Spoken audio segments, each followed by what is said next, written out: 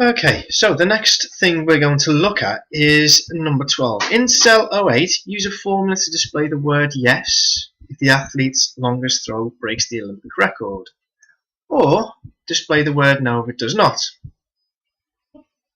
Remembering that there are two records, one for men and one for women. So, let's go over that again. In cell 08, use a formula to display the word yes if the athlete's longest throw breaks the Olympic record, or display the word no if it does not. The key word here is if, because we are trying to use the if function or the if statement to make the spreadsheet automatically display a message. And I'll show you the basic way of doing that first before we get onto the correct version that the exam board wants.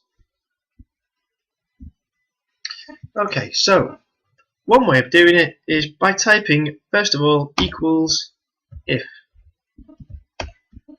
Open my brackets, and when you open the brackets you see the structure to the function that you are building. So first of all, it's asking for the logical test. Now the logical test is the cell that you want to test, and in this case it's the best throw. So I'm going to click on that cell there, which is K8. So what we're saying here is if cell K8 is greater than the world record. Now the world record, we're not going to type in what the actual world record is, because that might change.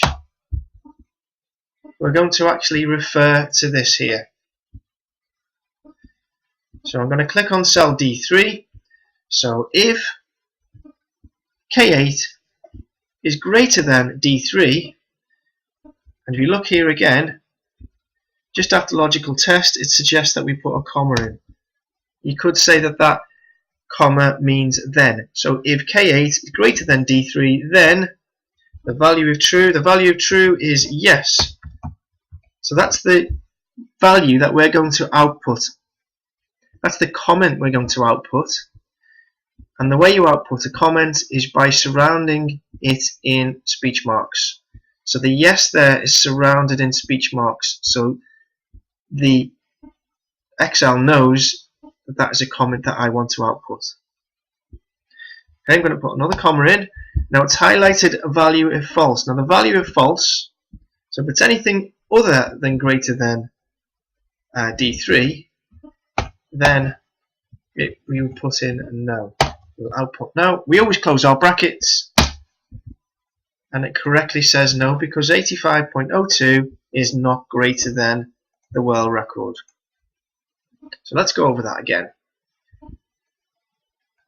So equals if K8, which is the best throw, is greater than D3, which is the current world record, we will then output the message yes. Otherwise, the message that will be output is no, and that's our false.